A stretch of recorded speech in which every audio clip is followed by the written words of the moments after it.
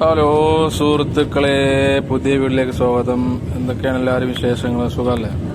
ഞമ്മക്ക് ചെറുപ്പകാലത്ത് ഒരു എയർപോർട്ട് വിമാനത്താവളം കാണാൻ പോകാൻ വലിയ ആഗ്രഹങ്ങളാക്കാരം.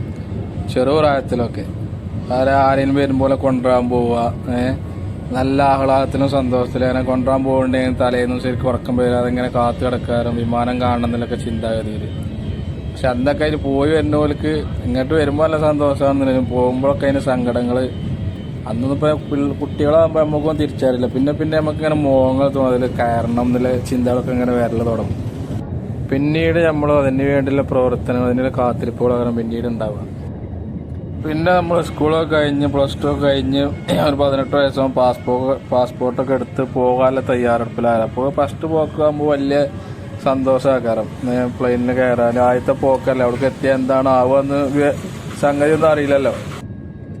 ഫസ്റ്റത്തെ പോക്കിലൊക്കെ വളരെ സ്വപ്നങ്ങളാക്കണം. പെണ്ണ് കെട്ടാത്ത ടൈമിലൊക്കെ പോകുമ്പോൾ ദുബായിക്കാണെങ്കിൽ വേറെ GCC രാഷ്ട്രങ്ങളൊക്കെ ആണെന്നുണ്ടെങ്കിലൊക്കെ ഒരുപാട് സ്വപ്നങ്ങളുണ്ട് നമുക്ക്. അവിടെ പോകുന്നുണ്ട്.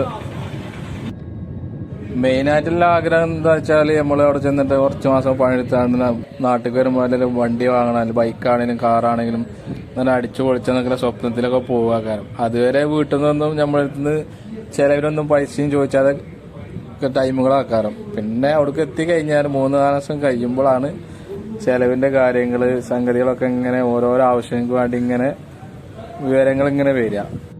അതിൽ ചിലവരെ സ്വപ്നങ്ങളും ഇതൊക്കെ യാഥാർത്ഥ്യമാവും, ചിലവർ അതിന് വേണ്ടി വീണ്ടും കഷ്ടപ്പെടാൻ തുടങ്ങും.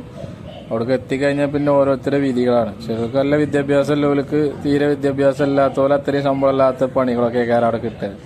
ഇവിടുന്ന് നല്ല പഠിച്ച് വിദ്യാഭ്യാസം നേടി ഇവിടെ കൂടുതലായി നടന്നവർ അവിടേക്ക് എത്തുമ്പോൾ വലിയ നിലയിലെ പണിയും ശമ്പളമുള്ള ജോലിയൊക്കെ കയറും. അങ്ങനെയും പ്രവാസം എന്ന് പറഞ്ഞാൽ ഒരു എന്താ പറയുക ലക്കാണ്. കുറേയൊക്കെ ഫസ്റ്റത്തെ പോയി വരുന്നൊന്നും വലിയ ഇതുകളുണ്ടാവില്ല. രണ്ടാമത്തെ പോരുമ്പോൾ പ്രാരാബ്ദങ്ങളൊക്കെ തുടങ്ങും.